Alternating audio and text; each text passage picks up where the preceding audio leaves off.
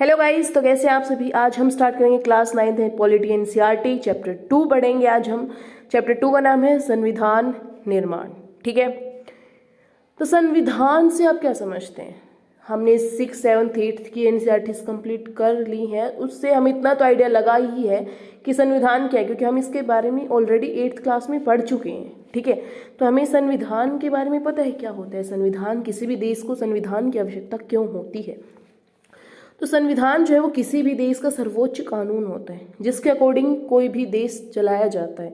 जैसे हम कोई भी खेल खेलते हैं तो उसके कुछ रूल रेगुलेशंस होते हैं, उनको फॉलो करना पड़ता है।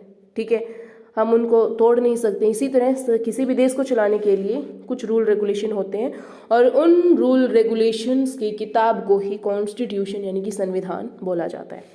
क्लियर है। अच्छा जी, अब किसी भी देश को संविधान की आवश्यकता होती क्यों है।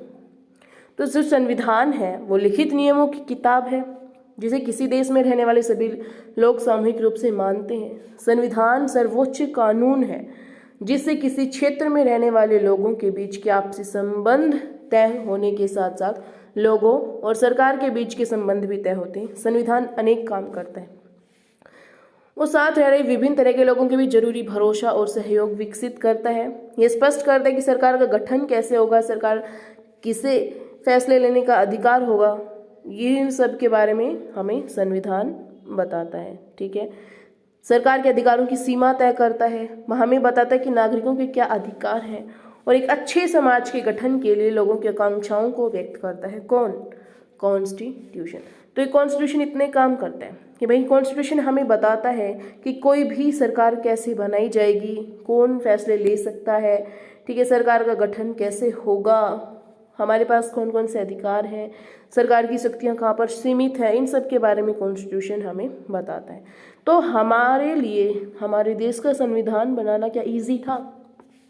आप सभी को पता है कि हम 1947 में हमारा देश आज़ाद हुआ। ठीक है, हम 1947 में आज़ाद हुए हैं।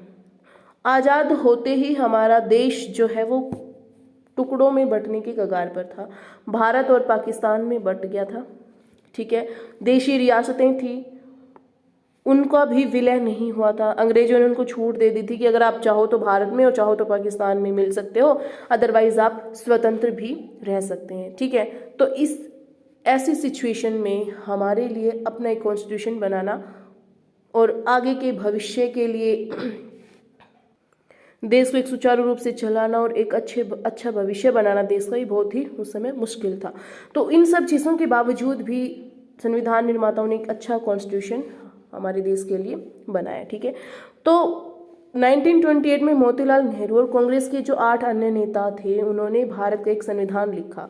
1931 में कराची में हुई भारतीय राष्ट्रीय कांग्रेस के अधिवेशन में दस्तावेज में यह रूपरेखा रखी गई कि आज़ाद भारत का संविधान कैसा होगा। उन्होंने पहले से यह पृष्ठभूमि तैयार की कि हमारे भारत का संविधान कैसा होगा, उसमें क्या क्या चीज़ें रखी जाएंगी। ठीक है, तो इन दोनों ही दस्तावेजों में स्वतंत्र भारत के संविधान में सार्वभौम वैश्विक मताधिकार, स्वतंत्रता और समानता का अधिकार और अल्पसंख्यकों के अधिकारों की रक्षा की बात कही गई थी। इस प्रकार संविधान की रचना करने के लिए बैठने से पहले कुछ बुनियादी मूल्यों पर सभी नेताओं की सहमति बन चुकी थी कि हमारे स्वतंत्र भारत का कॉन्स्टिट्यूशन कैसा होगा। क्लियर है। अब संविधान बनाया किन लोगों ने? संविधान सभा ने। तो चुने हुए प्रतिनिधियों की जो सभा संविधान नामक विशाल दस्तावेज को लिखने का काम करती है उसे संविधान सभा यानी कि कॉन्स्टिट्यूएंट असेंबली बोलते हैं। ठीक है, संविधान सभा की मांग किसने रखी, किसके मन में सबसे पहले विचार आया, कैसे कैसे क्या कुछ हुआ, इन सब के बारे में हम थोड़ा थोड़ा जान लेते हैं। तो संविधान सभा का विचार सबसे पहले स्वराज पार्टी ने दिया था 1924 में। ठीक है, उसके बाद एम.एन. रॉय ने संविधान सभा की मांग रखी 1934 में। 1935 में इंडियन नेशनल कांग्रेस INC के आधिकारिक तौर पर भारतीय संविधान का ढांचा तैयार करने के लिए संविधान सभा की मांग रखी थी। ऑफिशियली 1935 में रखी गई। फिर 1938 में INC की ओर से जवाहरलाल नेहरू ने घोषणा की कि जो हमारी संविधान सभा होगी वो वैश्विक मताधिकार के द्वारा चुनी गई होगी, उसमें कोई भी भारी हस्तक्षेप नहीं होगा। ठीक है, कोई भी भारी हस्तक्षेप नहीं होगा। और फिर 1940 में अगस्त प्रस्ताव में मांग को सैद्धांतिक रूप से स्वीकार कर लिया गया। कौन सी मांग को? यूनिवर्सल एडल्ट फ्रेंचाइजी की मांग को, कि वयस्क मताधिकार के आधार पर संविधान सभा का निर्माण होगा, ना कि किसी बाहरी हस्तक्षेप से। ठीक है, क्रिप्स का संविधान का प्रस्ताव स्वीकृत कर दिया गया जो 1942 में आया था। उसके बाद 1946 में कैबिनेट मिशन आया जिसके थ्रू हमारी कॉन्स्टिट्यूंट असेंबली बनी। ठीक है, कैबिनेट मिशन प्लान को सभी पक्षों ने स्वीकार किया। Lord Patrick Lawrence, sir Stafford Cripps, A V Alexander इसके सदस्य थे और कैबिनेट मिशन प्लान ने 2 संविधान सभाओं के विचार को खारिज कर दिया था। क्रिप्स मिशन भी इसीलिए स्वीकृत कर दिया था क्योंकि इसको मुस्लिम लीग ने स्वीकार कर दिया था। वो भारत और पाकिस्तान अलग अलग हिस्सों में बांटना चाहती थी और अपने अलग संविधान सभा की मांग कर रहे थे। फिर कैबिनेट मिशन आया जिसने दो संविधान सभाओं की मांग को खारिज कर दिया, लेकिन एक ऐसा प्रस्ताव पेश किया जिससे दोनों सभाएं राजी हो गई। ठीक है, उसके बाद है संविधान सभा की संरचना। तो संविधान का गठन नवंबर 1946 को कैबिनेट मिशन योजना के अंतर्गत हुआ। इसमें कुल 389 सदस्य थे, जिसमें से 296 ब्रिटिश भारत के थे, 93 देशी रियासतें थी और 4 मुख्य आयुक्तों के प्रांतों से सदस्य थे। ठीक है, भारतीय संविधान की प्रस्तावना से आप क्या समझते हैं? प्रस्तावना हमारे कॉन्स्टिट्यूशन का दर्शन, हमारे संविधान में क्या है वो सब कुछ बयां कर देती है प्रस्तावना। Bharat preamble of the Indian constitution, उद्देशिका बोलते हैं जिसको। ठीक है, तो ये उद्देशिका कहाँ से आया ये कॉन्सेप्ट? तो 13 दिसंबर 1946 को पंडित जवाहरलाल नेहरू ने सभा में ऐतिहासिक उद्देश्य प्रस्ताव पेश किया। ठीक है, और इस उद्देश्य प्रस्ताव को 22 जनवरी 1947 को सर्वसम्मति से स्वीकार कर लिया गया। ठीक है, आईएनसी की तरफ से पंडित जवाहरलाल नेहरू ने क्या किया था भाई? 13 दिसंबर 1946 को एक उद्देश्य प्रस्ताव पेश किया था, जिस उद्देश्य प्रस्ताव को 22 जनवरी 1947 को सर्वसम्मति से मान लिया गया और यही उद्देश्य प्रस्ताव से प्रस्तावना बनी है। ठीक है, ऑब्जेक्टिव रिजोल्यूशन से ही हमारी प्रियम्बल का निर्माण हुआ है। क्लियर है? तो क्या है हमारे प्रियम्बल में, क्या क्या लिखा है?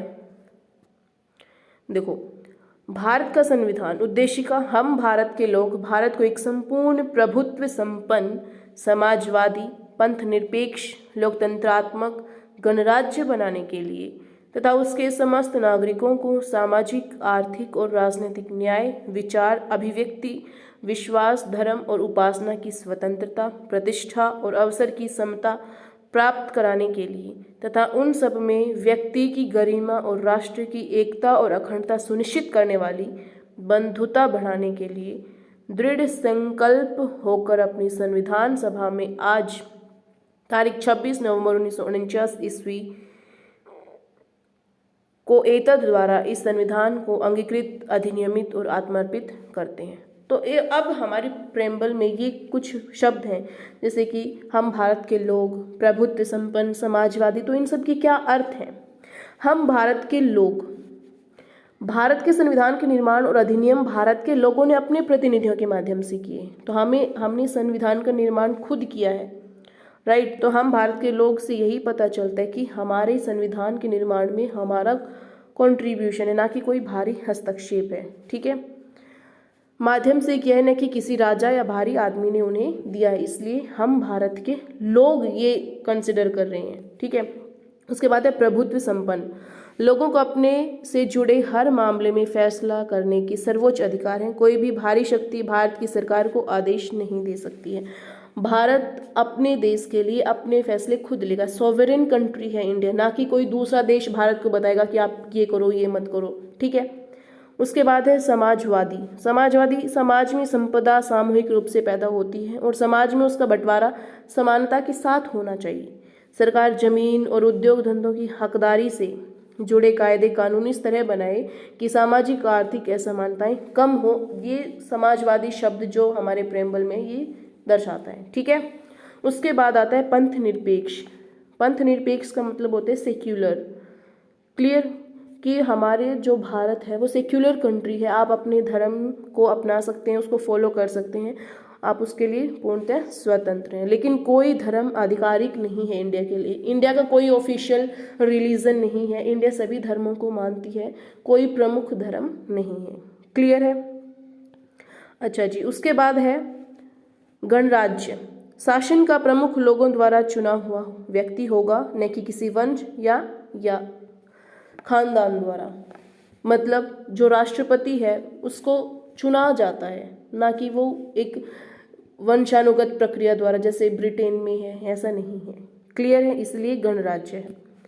उसके बाद आता है समता, बंधुता, न्याय, स्वतंत्रता, इन सब के बारे में। लोकतंत्रात्मक है, मतलब सरकार का एक ऐसा स्वरूप जिसमें लोगों को समान राजनीतिक अधिकार प्राप्त होते हैं, लोग अपने शासन का चुनाव करते हैं, जवाबदेह बनाते हैं, जो कि हमने पिछले चैप्टर में पढ़ा था। ठीक है, लोकतंत्र के बारे में वो है। उसके बाद आता है न्याय, कि नागरिकों के साथ उनकी जाति, धर्म और लिंग के आधार पर कोई भेदभाव नहीं किया जा सकता है। ठीक है। स्वतंत्रता, नागरिक कैसे सोचें, किस तरह अपने विचारों की अभिव्यक्ति करें और अपने विचारों पर किस तरह अमल करें, इन सब के बारे में स्वतंत्रता, ये हमारा फंडामेंटल राइट भी है। क्लियर है। बंधुता, समता, समता से क्या समझते हैं कि आप सभी कानून की नज़रों में समान है, कोई ऊंचा बड़ा नहीं है। ठीक है, राइट टू इक्वलिटी, जो कि हमारा फंडामेंटल राइट है। बंधुता, हम सभी ऐसी आचरण करें जैसे कि हम एक परिवार के सदस्य हों, कोई भी नागरिक किसी दूसरे नागरिक को अपने से कम ना समझे। तो ये है हमारी भारत की संविधान उद्देशिका का सार, प्रेम्बल का सार। ठीक है। अच्छा जी, उसके बाद कुछ फैक्ट्स हैं जो हम पढ़ लेते हैं। क्या कह रहा है कि संविधान सभा की पहली बैठक कब हुई थी भाई?